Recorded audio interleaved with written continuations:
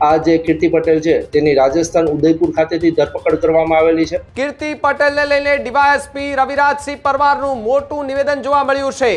રાજસ્થાનના ઉદયપુરથી ધરપકડ કરાઈ હોવાનો ખુલાસો અત્યારે થઈ રહ્યો છે। કીર્તિ પટેલને ડબલ રોલમાં રજૂ કરવામાં આવી છે કે કેમ? કીર્તિ પટેલની ધરપકડ કરી લેવામાં આવી છે।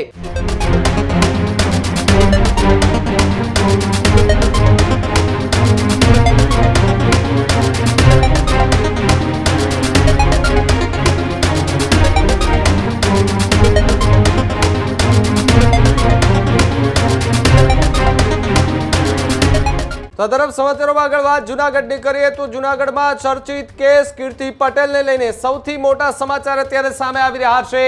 કીર્તિ પટેલને લઈને ડીવાયએસપી રવિરાજસિંહ પરમારનું મોટું નિવેદન જોવા મળ્યું છે। રાજસ્થાનના ઉદયપુરથી ધરપકડ કરાઈ હોવાનો ખુલાસો અત્યારે થઈ રહ્યો છે। 5 દિવસના રિમાન્ડ માંગવામાં આવશે તેવી પણ વાત જોવા મળી। તપાસના ભાગરૂપે કીર્તિ પટેલની સહમતિથી એ સહમતિ આપવામાં આવી।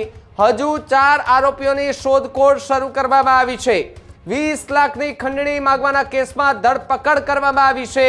અફઝલ સીડા નામના વ્યક્તિ પાસે ખંડણી માંગવાનો આરોપ જે છે તે કીર્તિ પટેલ પર લાગ્યો છે। કીર્તિ પટેલને ડબલ રોલમાં રજૂ કરવામાં આવી છે કે કેમ તેને લઈને પણ એક સવાલ જે છે તે અહીંયા ઊભો થઈ રહ્યો છે। હોસ્પિટલમાં પોલીસ એ કીર્તિ પટેલને લઈને ગઈ હતી એ પણ એક સવાલ જે છે તે જોવા મળી રહ્યો છે। પોલીસે કીર્તિ પટેલને ડબલ રોલમાં રજૂ કરી મીડિયાને દૂર રાખ્યાની ચર્ચા અત્યારે જોવા મળી રહી છે। ત્યારે આપને આ એક્સક્લુઝિવ દ્રશ્યો જે છે તે દેખાઈ રહ્યા છે ટીવી સ્ક્રીન પર કે જ્યાં કીર્તિ પટેલની ધરપકડ કરી લેવામાં આવી છે।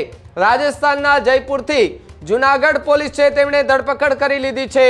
કીર્તિ પટેલને સીધાથી પોલીસની વાનમાં બેસાડીને લઈ જવામાં આવી હતી। હાલ 5 દિવસના જૂનાગઢ પોલીસ રિમાન્ડ માંગે તેવી પૂરેપૂરી શક્યતાઓ જોવા મળી રહી છે। આપને આ દ્રશ્યો દેખાઈ રહ્યા છે કે જ્યાં કીર્તિ પટેલ જે છે તેની ધરપકડ કરી લેવામાં આવી છે। પોલીસ જે છે તેની સાથે જોવા મળી રહી છે। મહિલા પોલીસ એમને સીધી જ એ ધરપકડ કરી અને હોસ્પિટલ લઈ આવી છે। ત્યાં મેડિકલ ચેકઅપ એમનું કરાવવામાં આવી રહ્યું છે। હવે એમની પૂછપરછ જે છે તે પણ કરવામાં આવશે।